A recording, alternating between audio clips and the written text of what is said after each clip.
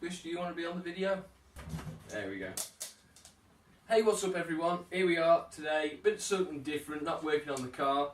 As you can probably tell from the title, we're going to be working on this little beast today. So as you probably saw in my shed tour video and when we saw the bikes, the bike reveal, obviously I've got this, which is my Yamaha fs1-e, and I've got the POR Apache. This bike I've had for 11 years now, and it's starting to show. So I need to start to get it stripped down, go through it. I'll talk through the bits of it with you, and we'll just make sure that we can get it looking like it was new again. Right, so there's probably two things that you've noticed. One, I'm in the living room. There's a good reason for that. I've got a very understanding wife, and she knows that if I come in here when it's raining, she leaves me alone to do it. Plus, she's into this sort of stuff as well, so she doesn't mind at all. The other thing is, this bike hasn't run for months. I'm not going to be starting it up in the house. I make sure that the tank's drained, there's no fuel in it. Okay, there's gearbox oil in it, but I'm not going to be draining gearbox oil out in the house. So anything I do, I lay a board down, stuff like that. So make sure if you do this sort of stuff at home, get permission from, well, the superior one. I just got a good look then. So first thing I'm going to start with, I'm going to start getting the tank and the seat off, and then we'll start dropping the engine, which isn't that hard. It's nothing like compared to a car. This thing I've had it out in 15 minutes, well, less than 15 minutes. That's from start to finish. So we'll crack on.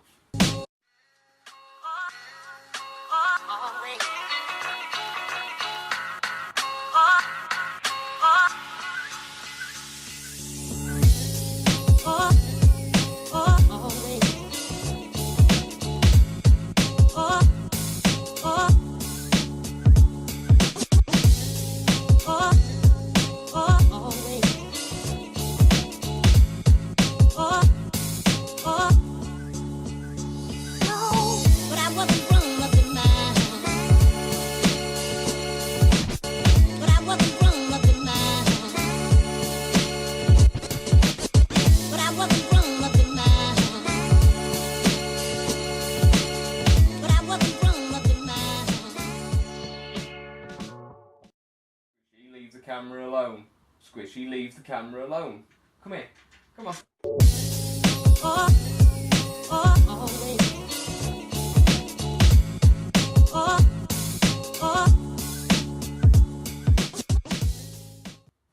Sorry about that. Right then, so that's the tank and seat off. Not very exciting, I know, but it's a very simple bike. It's a case of two 10mm bolts hold the tank on, and four 13mm nuts and bolts hold the seat on. This bike is far from standard, from what a standard fs1-e should look like. In fact, this is what one should look like. And then obviously, this is mine. This was originally on the road from when I was 16. So, I mean, even then, it was different to what it is now.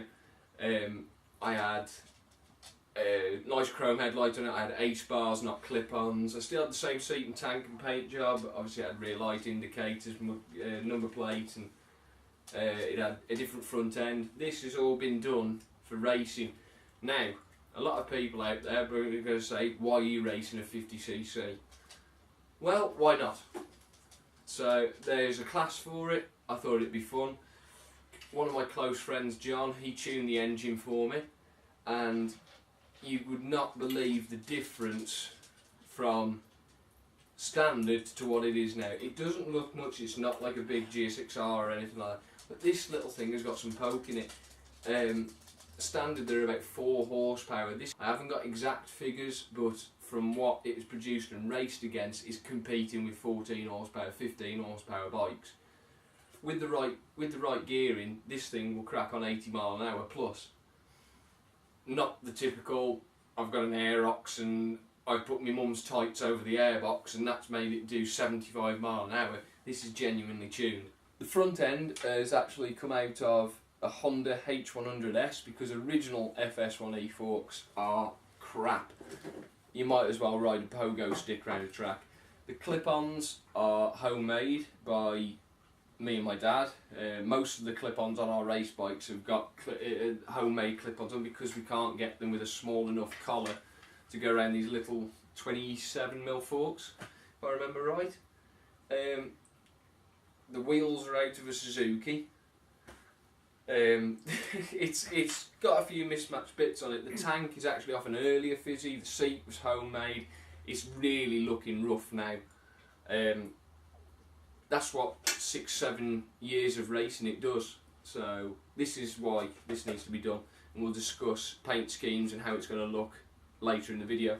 Right, so I think the next step that we're going to take, I'm going to take the number board off. Simple thing to do is just one 10mm nut, and then we'll start disconnecting cables and pipelines to drop the engine out. And I'll get round here on the other side so you can see me taking the casing off to take the chain off.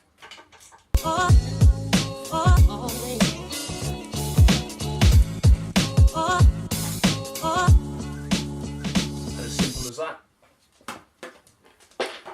Right, so now this case has got to come off because the clutch cable goes behind here onto the little actuator which goes onto a push rod, and also it helps for getting at the sprocket and for taking the chain off, and it just makes life a whole lot easier.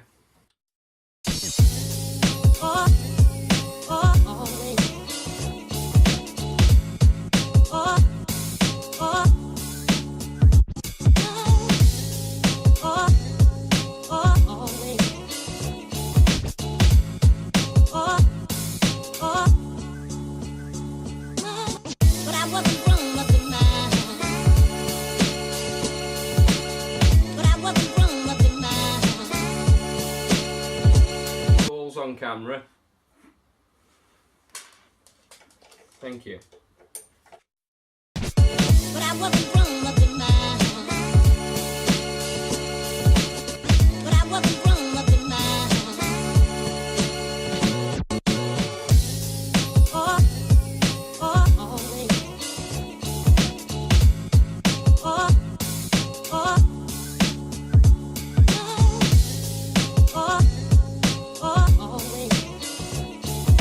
Cover taken off, which obviously, as you saw, has the clutch cable running through, which pushes on this little pin here, which I won't pull all the way out, but that pushes through, pushes on the arm, which activates the clutch, which is obviously on the other side.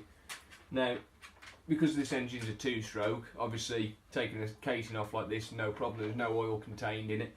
But there is the other side of that, because that's got all the gearbox oil inside it, so that cover will be staying on.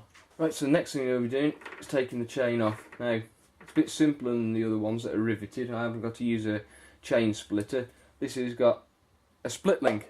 So as you can see, it clips over the two parts of the chain on the links, and push it off that way, and that piece of the chain comes out, and we can drop the chain off from there.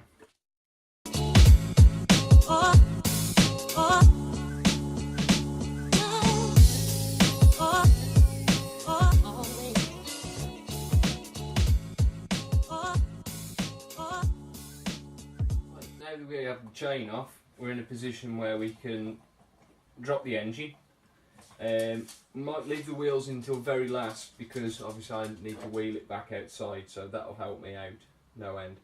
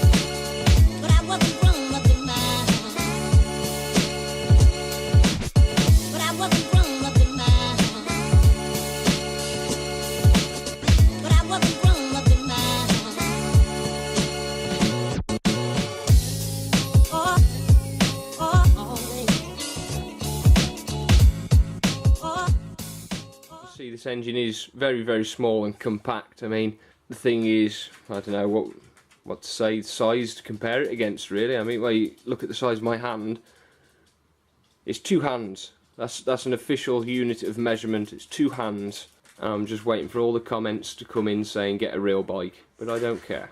I think guys, the engine's out now. Like I say, very simple. It's a matter of 4 bolts on that one. So yeah, that's as far as we're going to take it today, but we'll discuss what we're doing with the design of the tank and everything in a short moment. And yeah, so I hope you've enjoyed watching, well, me basically taking a motorbike apart.